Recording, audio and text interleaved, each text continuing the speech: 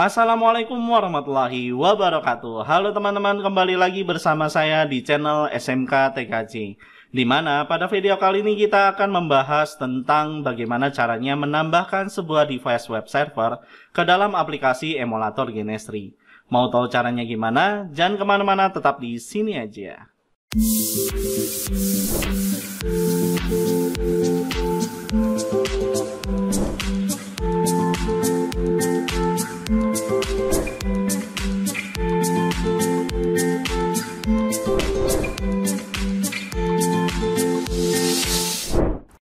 Oke, sebelum kita masuk ke dalam materi, saya akan terus ngingetin lagi nih, agar kalian jangan lupa untuk mengklik tombol subscribe dan tanda lonceng di video ini, supaya saya lebih semangat lagi dalam berbagi ilmu jaringan, dan nantinya juga kalian akan mendapatkan notifikasi video update terbarunya dari channel ini. Oke, pada saat kita membangun sebuah jaringan komputer, kita pasti menemukan sebuah device yang digunakan untuk memberikan sebuah layanan tertentu yang dapat diakses oleh komputer klien. Nah, device yang memberikan layanan tersebut dinamakan dengan server. Jenis layanan yang diberikan oleh server dapat berupa storage, DNS, mail, web server, ataupun yang lainnya. Setiap server yang digunakan memiliki operating system tersendiri, baik menggunakan OS Windows ataupun Linux. Nah, untuk pengoperasiannya sendiri ketika kita melakukan konfigurasi, kita bisa menggunakan mode GUI ataupun CLI.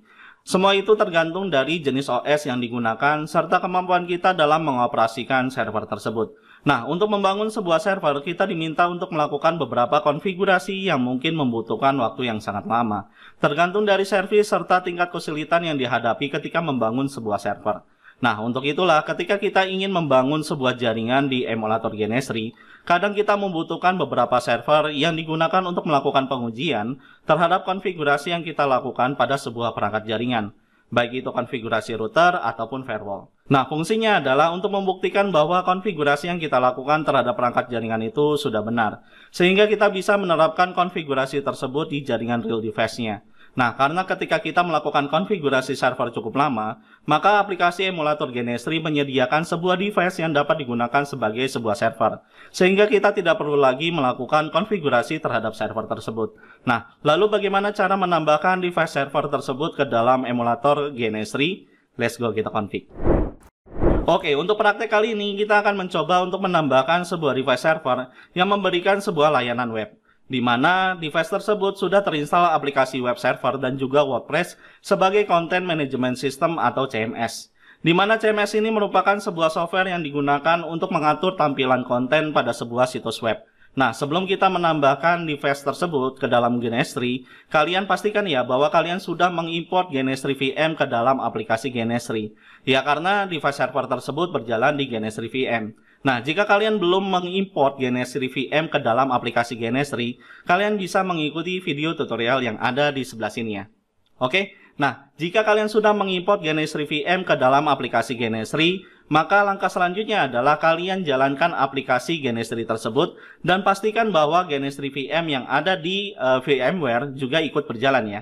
Nah, untuk memastikan bahwa Genestri VM sudah tersinkron dengan aplikasi Genestri, kalian bisa melihatnya di bagian sebelah sini ya. Di mana di bagian sini terlihat bahwa Genestri VM-nya sudah berwarna hijau. Kalau misalnya Genestri VM-nya ini tidak berwarna hijau, ya berarti Genestri VM yang ada di VMware itu tidak berjalan dengan baik gitu. Dan kalian harus melihatnya di bagian aplikasi VMware gitu ya. Nah, karena kita ingin menambahkan sebuah device baru ke dalam aplikasi Genestri, maka di sini kita tidak membuat sebuah project terlebih dahulu ya. Jadi di sini di bagian new project-nya ini kita cancel aja. Gitu ya. Nah, untuk langkah selanjutnya di sini kita akan menambahkan sebuah device server yang nantinya digunakan sebagai sebuah aplikasi layanan untuk sebuah situs web. Nah, caranya di sini kita klik di bagian browser and device yang ada di sebelah sini ya. Kemudian kalian klik di bagian new template. Kemudian kalian pilih di bagian install an appliance from the Genestri server gitu ya. Nah, setelah itu kalian klik di bagian next. Nah, kemudian kalian klik di bagian GUIS-nya ya. Nah, setelah itu kalian cari di bagian paling bawah, yaitu adalah WordPress gitu ya. Dimana device WordPress ini merupakan sebuah server yang memberikan layanan service web yang di dalamnya sudah terinstall aplikasi web server dan juga WordPress gitu ya. Nah, device WordPress ini berjalan di atas Docker, dimana dengan menggunakan Docker tersebut, maka resource yang digunakan pada komputer PC kita tidak terlalu besar. Nah, kalau misalnya sudah, kita klik di bagian install gitu ya. Jadi di sini kita klik di bagian install sebelah sini gitu. Nah, kalau misalnya udah, nanti dia akan muncul sebuah tampilan di mana kita akan melakukan proses instalasi terhadap device WordPress tersebut gitu ya. Nah, di sini kalian pilih di bagian install the appliance on the GNS3 VM yang recommended gitu ya. Nah, ini pasti ya bakalan checklist di bagian sebelah sini ya, secara otomatis. Nah, kalau misalnya udah, kalian klik di bagian next. Nah, setelah itu nanti di sini dia akan menampilkan bahwa kita akan menambahkan terhadap device WordPress tersebut ke dalam aplikasi GNS3 kita. Nah, ini kalian klik di bagian finish aja. Nah, nanti di sini akan muncul sebuah informasi bahwa di mana device yang akan kita tambahkan ke dalam list yang ada di GNS3 itu sudah berhasil kita tambahkan gitu ya. Nah, ini kalian klik di bagian oke aja. Nah, kalau misalnya kita lihat di sini bahwa terdapat sebuah device baru yang dinamakan dengan WordPress gitu ya. Nah, misalnya di sini kalau kita pengen merubah nama WordPress ini menjadi sebuah nama server gitu ya, karena kita pengen dia ini tampilannya nggak bentuknya seperti ini gitu, tidak berbentuk seperti komputer klien. Nah, berarti di sini kita harus merubah tampilan ini menjadi sebuah server dengan namanya yaitu adalah server web gitu ya, karena device ini menjalankan service web gitu di dalamnya. Nah, caranya kalian klik di bagian edit, kemudian kalian klik di bagian preference. Nah, karena aplikasi yang kita install itu adalah menggunakan device Docker, maka di sini kalian pilih yang di bagian Docker container gitu ya, berbeda dengan device yang sebelumnya kita tambahkan. Di mana device yang sebelumnya kita tambahkan itu menggunakan emulator yang namanya QEMU gitu. Jadi kalau misalnya yang sebelumnya kita tambahkan itu menggunakan QEMU, ya berarti kliknya di bagian QEMU VM. Nah, karena device WordPress ini menggunakan Docker, maka kita kliknya di bagian Docker container gitu ya. Nah, kalau misalnya udah, di sini akan muncul sebuah device yang sebelumnya kita tambahkan gitu ya. Nah, di sini kita mau rubah yang di bagian WordPress-nya aja. Nah, caranya yaitu kalian klik di bagian device WordPress-nya, kemudian kalian klik di bagian edit. Nah, setelah itu di bagian template name-nya kalian ganti dengan nama yaitu adalah server underscore web gitu ya. Nah, karena tampilan yang digunakan itu sebuah komputer, nah kita pengen merubah tampilannya nih supaya menjadi sebuah server gitu ya. Nah, caranya di sini kita klik di bagian simbolnya gitu. Nah, kemudian kalian klik di bagian browse-nya. Nah, misalnya di sini saya akan merubah tampilan dari server WordPress ini menjadi sebuah simbol yang baru gitu ya. Dimana simbol yang saya gunakan yaitu adalah circle blue gitu ya. Dan di sini kalian boleh menggunakan simbol yang lainnya gitu ya. Nah, di sini kalian klik di bagian circle blue-nya, kemudian kalian klik tanda panahnya, tanda panah yang ada di sebelah sini. Kemudian kalian search dengan nama yaitu adalah server gitu. Nah, misalnya di sini yang saya akan gunakan simbolnya adalah yang di bagian bawahnya, yaitu simbol server aja, gitu ya. Nah, kalau misalnya udah, kalian klik OK. Nah, kemudian kalian klik OK, gitu ya. Kalau misalnya kalian sudah tidak melakukan konfigurasi yang lainnya, gitu ya. Nah, kalau misalnya udah, nah karena di sini kita sudah berubah ya tampilannya. Yang tadinya gambarnya itu seperti ini, yaitu WordPress dengan tampilannya seperti komputer desktop, berubah menjadi namanya yaitu adalah server web, dengan tampilannya itu adalah sebuah server gitu. Nah, kalau misalnya dirasa sudah tidak ada perubahan lagi, maka di sini kalian bisa klik di bagian apply, kemudian kalian klik OK. Maka di sini tampilan dari si WordPress-nya tersebut akan berubah menjadi tampilannya menjadi seperti ini. Nah, jika sudah merubah nama serta simbol dari device server tersebut, maka untuk dapat menggunakan aplikasi web, kita buat terlebih dahulu sebuah project yang nantinya digunakan untuk menempatkan device server tersebut. Nah, caranya kita klik di bagian New Blank Project, kemudian di bagian name project-nya ini kita ganti jadi web underscore project.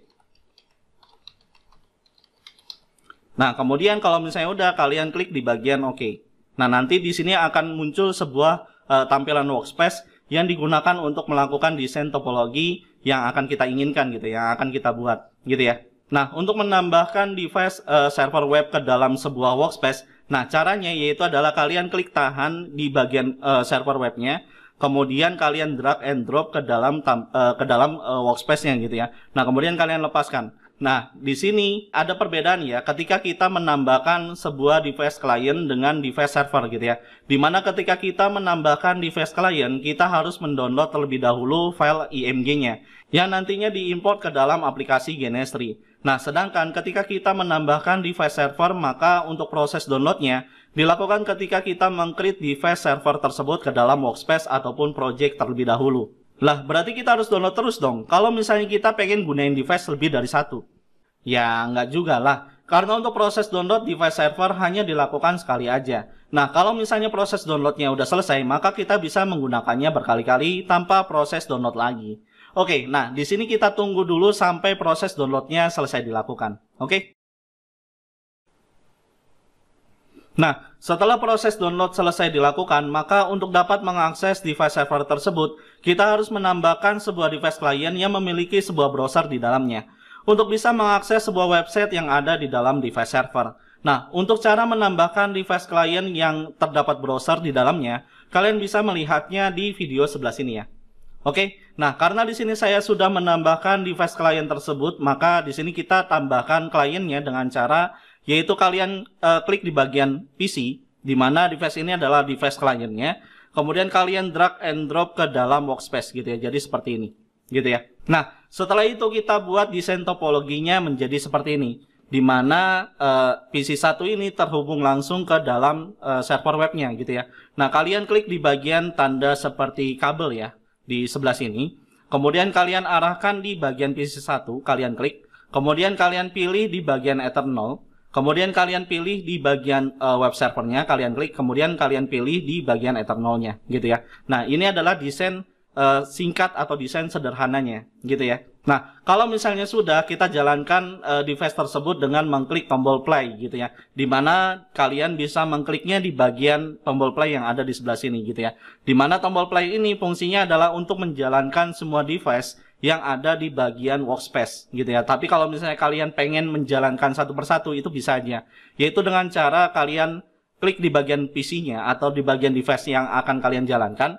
Kemudian kalian klik kanan, kemudian kalian pilih start, gitu ya. Kalau misalnya komputer PC kalian itu memiliki memori yang lebih sedikit, gitu ya. Tapi kalau misalnya memori yang ada di komputer PC kalian itu banyak, ya kalian bisa menjalankan semua device secara sekaligus, gitu ya. Yaitu dengan cara kalian klik di bagian tanda hijaunya seperti ini, gitu ya. Nanti di sini akan ada sebuah tampilan untuk mengkonfirmasikan apakah kita akan menjalankan semua device yang ada di dalam workspace-nya gitu ya. Nah, ini kita klik di bagian yes aja gitu ya. Nah, di sini ketika kita menjalankan device tersebut, kalian pastikan ya bahwa kedua device ini berjalan dengan baik, yaitu dengan melihat status dari device tersebut berubah menjadi hijau yang ada di bagian topologi sumarinya gitu ya. Nah, di sini kalau misalnya kita lihat bahwa PC1 dan juga web server itu sudah berjalan dengan baik, yaitu di mana statusnya ini sudah berubah menjadi warna hijau, gitu ya. Nah, untuk langkah selanjutnya kita akan mencoba melakukan simulasi di mana komputer klien dapat mengakses web server. Nah, di sini kita harus melakukan konfigurasi IP address pada setiap masing-masing device. Nah, caranya kita setting komputer klien terlebih dahulu, gitu ya. Nah, caranya yaitu adalah kalian blok di bagian PC satunya, kemudian kalian klik kanan, setelah itu kalian pilih konsol, gitu ya. Nanti dia akan muncul tampilan kemu dari PC 1 gitu ya. Nah, di sini kalian klik di bagian tanda silangnya ya, di bagian browsernya, karena kita akan melakukan konfigurasi IP address. Nah, kemudian kalian klik di bagian control panel. Setelah itu kalian klik di bagian networknya, kemudian kalian masukkan IP addressnya di sebelah sini gitu ya. Nah, misalnya di sini IP address untuk komputer klien yaitu adalah 192.168.0.10 gitu ya. Nah, kemudian di bagian broadcastnya ini kalian klik aja, nanti dia akan muncul secara otomatis. Nah, kemudian di bagian gateway-nya, misalnya di sini gateway-nya yaitu adalah 192.168.0.1, misalnya seperti itu gitu ya. Nah, kemudian di bagian DNS-nya, nah ini kalian boleh menggunakan DNS-nya si Google, yaitu 8.8.8.8 gitu ya. Nah, kalau misalnya klien ini terkoneksi ke dalam jaringan internet gitu ya. Tapi karena di sini sifatnya lokal, ya kalian boleh di bagian gateway-nya serta DNS-nya itu nggak perlu kalian isi gitu ya. Nah, kalau misalnya udah kalian klik di bagian di bagian save configuration-nya jangan lupa kalian pilih di bagian yes ya. Nah, kalau misalnya udah baru kalian klik di bagian apply, kemudian kalian klik di bagian exit gitu ya. Nah, kalau misalnya udah, maka kita lakukan konfigurasi IP address pada server gitu ya, agar web server yang ada di dalamnya dapat diakses oleh komputer klien menggunakan browser. Nah, caranya di sini kalian close dulu di bagian kliennya. Ini kita minimize aja. Kemudian di bagian servernya kalian blok, kemudian kalian klik kanan, setelah itu kalian pilih di bagian konsol, gitu ya. Nah, nanti akan muncul sebuah aplikasi putih ya, dan di sini kalian jangan lupa untuk menginstal aplikasi putih terlebih dahulu untuk bisa melakukan remote terhadap server ini. Karena device server yang kita miliki menggunakan CLI untuk melakukan konfigurasinya. Oke, nah di sini kita atur dulu, kemudian kalian klik enter aja. Nah, nanti di sini akan muncul tampilan CLI-nya, gitu ya. Nah, untuk melakukan konfigurasi IP address pada server menggunakan CLI, kita bisa menggunakan perintah yaitu adalah nano, kemudian etc, kemudian network, kemudian garis miring interface, gitu ya. Nah, kalau misalnya udah, kalian tekan enter aja. Nah, kemudian di bagian sebelah sininya yaitu auto, kemudian if AC, kemudian address, netmask, dan gateway-nya. Nah, ini kalian hapus tanda pagarnya gitu ya untuk mengaktifkan konfigurasi IP address dengan menggunakan static gitu ya, yang kita input secara manual gitu. Nah, kalau misalnya kalian menggunakan DHCP di dalam servernya, maka kalian aktifkan di bagian auto ETH0 dan auto FAC inet DHCP gitu ya. Tapi kalau misalnya kita menggunakan static ya berarti yang di bagian statiknya aja yang kalian hapus tanda pagarnya gitu, sehingga berubah warnanya menjadi putih seperti ini.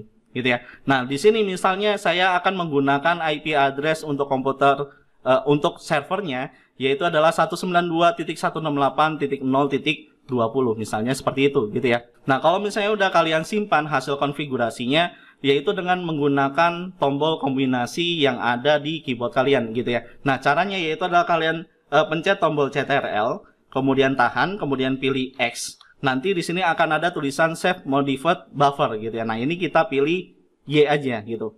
Nah, untuk menerapkannya, nah di sini kita pilih enter gitu ya. Nah, itu untuk menyimpan hasil konfigurasi IP address yang ada di bagian servernya gitu ya. Nah, setelah melakukan konfigurasi IP address pada server, maka kita harus melakukan restart terhadap network yang ada pada server. Fungsinya adalah untuk menerapkan konfigurasi IP address ke dalam interface yang sudah kita lakukan sebelumnya. Nah, perintahnya yang digunakan yaitu adalah garis miring etc, kemudian init .d, kemudian networking, kemudian restart. Gitu ya. Nah, kalau misalnya udah kalian tekan enter aja. Nah, kalau misalnya di sini ada tulisan reconfiguration network interface done dan di sini statusnya adalah oke, berarti konfigurasi IP address yang kita lakukan terhadap server itu sudah berhasil kita lakukan, gitu ya. Nah, kalau misalnya udah, maka langkah selanjutnya yaitu melakukan uji coba pada komputer klien untuk mengakses server web yang sudah kita konfigurasi, gitu ya. Nah, caranya di sini kita minimalkan si servernya, kemudian kita blok lagi di bagian PC satunya, kemudian kalian klik kanan, setelah itu pilih konsol. Nah, setelah itu, nah ini di bagian konfigurasi control panelnya ini kalian close aja. Nah, kemudian kalian buka browsernya yaitu adalah menggunakan Firefox gitu ya. Nah, ini kalian klik. Nah, kemudian di bagian link URL-nya ini kalian masukkan IP address-nya si komputer server gitu ya. Dimana IP address dari device server ini yaitu adalah 192.168.0.20 gitu ya. Nah, kalau misalnya udah kalian tekan enter aja.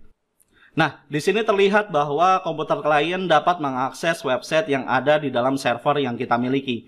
Dan di sini terlihat bahwa aplikasi web yang digunakan di dalam web server kita yaitu adalah WordPress, gitu ya. Nah, jika kalian sudah selesai melakukan uji coba dan ingin mematikan semua device yang ada, nah caranya kalian klik di bagian ini, kita masuk ke dalam workspace-nya, gitu ya. Nah, kemudian kalian klik di bagian tanda stop seperti ini. Nah, ini fungsinya adalah untuk men-shutdown-kan atau menonaktifkan device-device yang ada di dalam workspace gitu ya. Nah, kalau misalnya kalian ingin mematikannya secara satu persatu, ya berarti kalian tinggal pilih salah satu device yang ingin kalian matikan, kemudian kalian klik kanan, kemudian pilih stop gitu ya. Ini kalau misalnya kalian ingin mematikan device secara satu persatu. Tapi kalau misalnya kalian ingin mematikan semua device, ya caranya kalian klik di bagian tanda merah kotak seperti di sebelah sini gitu ya. Nah, ini artinya adalah untuk mematikan semua device yang ada di dalam workspace. Nah, caranya ya kalian tinggal klik aja. Nanti di sini akan ada sebuah informasi apakah kita akan menstopkan atau mensudotkan semua device yang ada di dalam workspace gitu ya. Nah, ini kalian pilih yes aja.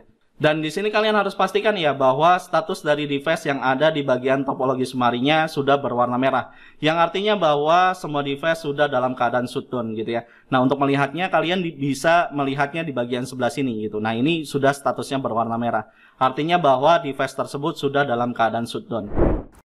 Oke, dari sini dapat disimpulkan bahwa kita telah berhasil menambahkan sebuah device server yang menjalankan service web, di mana device tersebut nantinya dapat digunakan untuk keperluan tertentu ketika kita sedang membutuhkan web server di dalam jaringan kita.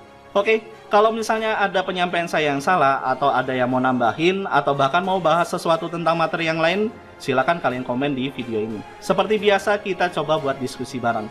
Oke, sampai di sini dulu video pembelajaran kali ini. Jangan lupa klik like, comment, share, dan subscribe video ini jika video ini bermanfaat buat kalian. Terus semangat belajar dan sampai bertemu lagi di video tutorial berikutnya. Wabillahi taufiq wal hidayah. Wassalamualaikum warahmatullahi wabarakatuh.